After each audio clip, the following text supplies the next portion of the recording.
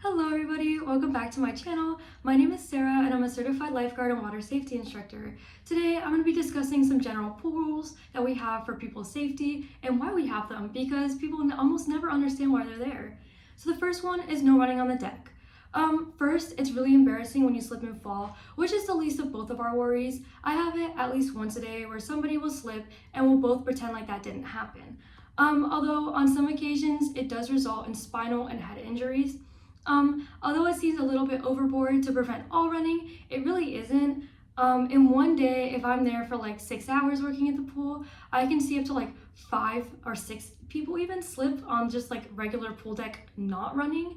A lot of them are very slippery, and we know that. Us as lifeguards usually slip too, and that's why that rule is there. The second one is no rough play. There's a lot of reasons behind this. First, it can be adding extra danger to an activity that already presents some danger itself. However, it can also distract the lifeguard from scanning the other people if they're constantly trying to make sure the 2 people that are, playing rough in the corner are safe. So make sure you're trying to avoid this, even if you're siblings and even if you're mad at each other. The third one is to stay away from drains and ladders unless exiting. A lot of people have a common fear of drains, so this really isn't something that we have to discuss a lot, but they can present extra dangers in the pool, especially if little kids are playing with them. For the drains, it's mostly to prevent them breaking, because we have them break all the time because kids are trying to stick their fingers in and pull them. However, there are some instances where people have gotten injured because they are, again, trying to stick their fingers in. Not a great idea. Also, ladders can actually be really dangerous. I've seen kids, try to pull themselves up, try to just play on it, slam the bars. I don't really know why, but it can cause head injuries again and slip and fall accidents.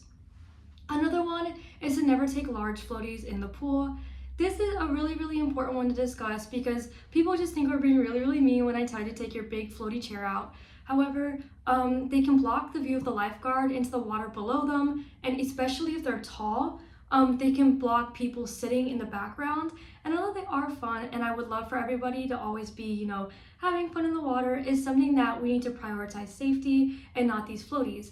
Additionally, if little kids have been swimming under the water and they come up to get to the air, if it's a bigger floaty, it can prevent them from getting that air. And I've seen a lot of people struggle to get up to the surface when we do have floaties in the pool. So make sure you're just always staying cautious and ask somebody before you bring one in. The last one is to always take breaks to avoid fatigue.